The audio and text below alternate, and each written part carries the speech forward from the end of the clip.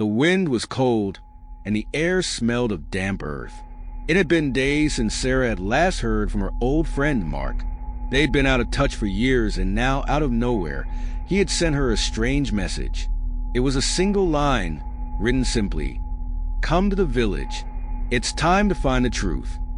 Sarah had no idea what that meant. Mark had always been the adventurous type, the one who never feared what others did. But this felt different.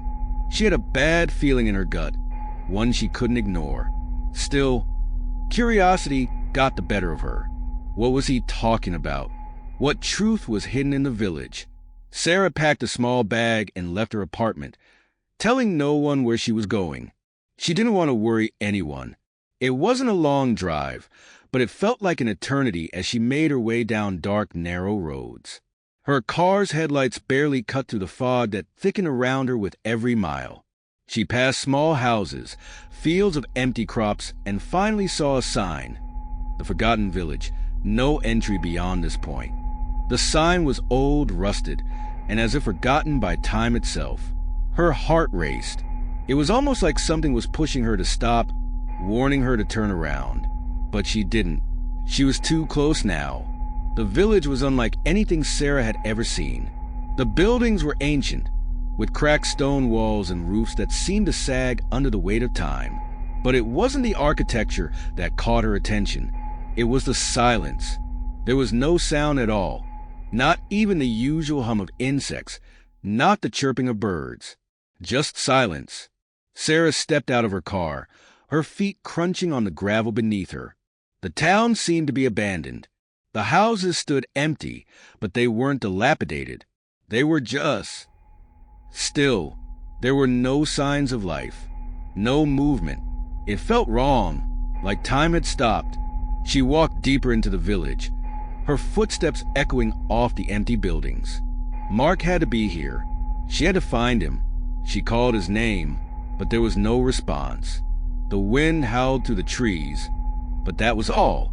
Just wind. Then she saw something. It was a figure standing in the distance, hidden in the shadow of one of the buildings.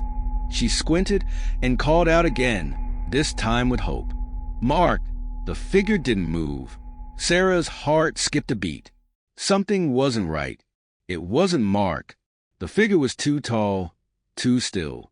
She hesitated but took another step forward. The figure didn't even acknowledge her presence.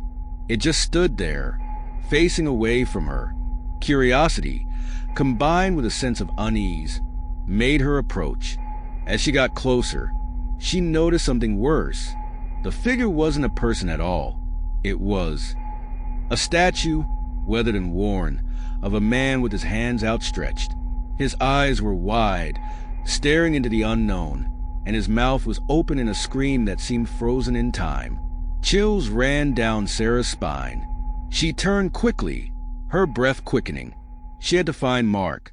She couldn't stay in this place. Sarah continued her search through the village, her anxiety growing with each empty house she passed. It was as though the village itself was watching her. The coldness was unbearable now, creeping through her bones, making it harder to think straight. She needed answers. She needed to find Mark and leave. Just as she was about to call out for him again, she heard a noise, a low, distant hum. At first, it seemed like nothing, but then it grew louder, louder still, until it became a steady, rhythmic pounding. Sarah froze. Her heart raced in her chest as she looked around, trying to pinpoint the source of the sound. The wind carried it, but it wasn't the wind. It was footsteps, slow, deliberate footsteps that seemed to come from all directions. She turned quickly, her eyes scanning the village. The air grew thicker, and her breath fogged in front of her. And that's when she saw it. A figure appeared in the distance. It was walking toward her, not slowly, but fast, unnervingly fast. Its shape was indistinct, a blur against the darkening background of the village. As it drew closer, Sarah's blood ran cold. It wasn't Mark. It was something else. Something wrong. Before she could even react, the figure was upon her. She tried to scream, but no sound came out. Her legs felt like lead as she backed away, eyes wide with terror. The figure stopped right in front of her. It was a man. Or at least, it had been. The skin on his face was stretched tight over his skull, and his eyes were sunken hollow. His mouth was open, but no sound came from him. He reached for her, his hand outstretched, fingers too long, too thin. And then he vanished, gone like smoke in the wind. Sarah collapsed to the ground, gasping for breath. What was happening? What was this place? In a daze, Sarah stumbled toward the center of the village, hoping to find someone who could explain all of this. The air was still thick with tension, and the strange humming noise never stopped, echoing around her.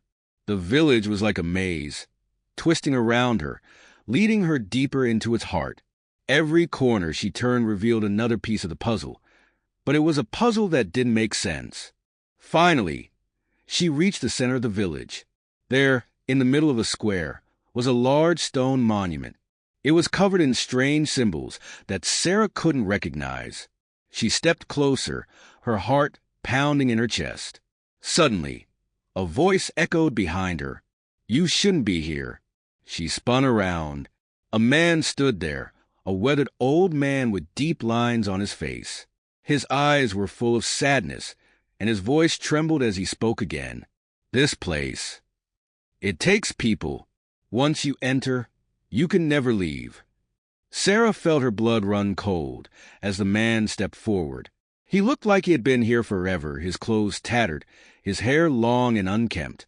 "Who are you?" she asked, her voice barely a whisper. "I was like you," he said softly. "I came looking for someone too, but they never came back. They took him, just like they will take you." His words made no sense. Who will take me?" "The village," the man said, his voice low and fearful. "It's alive. It feeds on those who enter. And now it wants you." Before Sarah could speak, the ground beneath her feet shook. The monument in front of her cracked open, and dark figures began to emerge from the shadows. Their eyes glowed with an eerie light. Their mouths stretched into horrifying grins. The old man cried out, stumbling backward, "Run!" But it was too late. The village had come alive. Figures emerged from every direction. Walking towards Sarah, their eyes locked on her. There was no escaping them now. She ran as fast as she could, but no matter where she turned, there was no exit. The streets twisted in on themselves, trapping her in the heart of the village. She stumbled into one of the houses, hoping to find refuge, but the inside was just as empty as the rest of the village. The walls seemed to close in on her, pressing her down, suffocating her. She backed into a corner, her mind racing. There had to be a way out. But then the door creaked open, and she saw him. Mark. He stood in the doorway, but he wasn't the same. His eyes were blank, his face expressionless. "You shouldn't have come," he whispered, his voice hollow. Sarah stepped forward, reaching for him, desperate to find some answer, some reason why he was here. But as soon as she touched him, his body melted away like smoke, leaving behind nothing but a whisper in the air. And then the village took her. Weeks later, another person drove toward the village. They had heard stories, rumors, but none of them were enough to stop them from seeking the truth. They, too, would never come back. And so the cycle continued. The haunted village waited, patient, always hungry, always ready for the next soul to wander into its grasp. The eerie silence returned to the village after Sarah's disappearance. No one knew what had happened to her, but whispers of her fate spread among those who lived near the outskirts of the town. Most people steered clear of the roads leading to the village, fearful of the strange events and the people who had gone missing over the years. But some, like Thomas, didn't believe in the rumors. He had heard the stories, the tales of people vanishing, of strange figures lurking in the shadows, but he wasn't one to let fear control him. He was a man of reason, someone who didn't believe in ghosts or curses. Thomas was a journalist, driven by curiosity and a desire to uncover the truth. The stories about the haunted village had intrigued him for years, and now he was determined to find out what was really happening there. He had already written about strange occurrences in other places, but this village, this place of terror, was different. As he drove toward the village, the sun dipped below the horizon, casting long shadows over the land. The air grew thick, heavy with the sense of something ancient, something that had been waiting for him. Thomas couldn't shake the feeling that he was walking into something that no one should ever uncover. The further he went, the more the road twisted and turned, as though trying to mislead him, to confuse him. But he was determined to reach the village. His headlights flashed across the rusted sign that warned visitors to turn back. But Thomas didn't flinch. He pulled his car to a stop, stepped out, and felt the cold chill immediately. The village was as lifeless as the rumors had described. Buildings stood in silence, their broken windows staring out like hollow eyes. The same feeling of unease crept over him, but Thomas wasn't about to let fear stop him. He knew something was hidden in this village, something that people didn't want to be discovered, and he was going to uncover it. He wandered through the village, calling out for anyone who might be there, but there was no response. Only the howling wind and the distant rustling of leaves. He made his way to the center of the village, where he saw the large stone monument, the same one that Sarah had seen before. He approached it slowly, his footsteps echoing in the stillness. As he examined the stone, his fingers brushed against strange markings. They seemed to glow faintly under his touch, as if alive. It was at that moment that he heard something, a faint noise, like a whisper, coming from behind him. He turned quickly, but there was nothing there. No person, no movement. Only the cold air pressing in from every side. His heart pounded in his chest, but he pressed on, determined to uncover the truth. He continued to walk, his mind racing with possibilities. Could there really be a supernatural force at work here? Or was there something more rational, something human behind the disappearances? But as he reached the edge of the village, the ground beneath him seemed to shift. It was subtle at first, like the earth was groaning under his weight.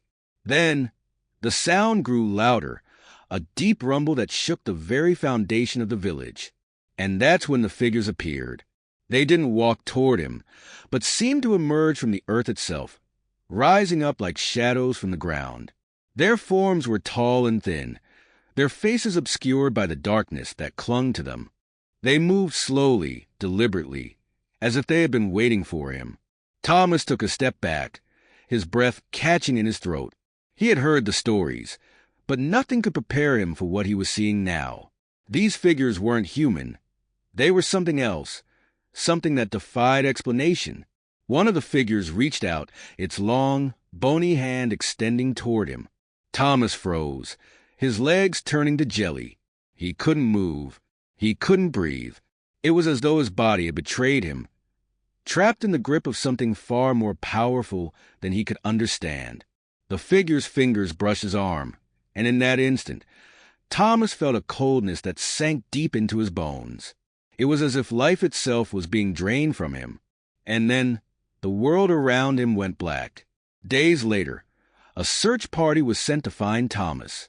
His family had been worried when he didn't return, and his disappearance echoed the fate of many before him. They arrived at the village, calling his name, but there was no answer. The village was silent, as it always was. They searched for hours, but there was no trace of him, no sign that he had ever been there. It was as though he had vanished without a trace. Some believed the village had taken him, just as it had taken so many others. And though the search party left the village that day, they never spoke of what they had seen. Some things were better left untouched, better left unknown. And so, the cycle continued. People came, driven by curiosity or fear, and they disappeared without a trace. The haunted village waited, patient, hungry for the next soul to wander too close.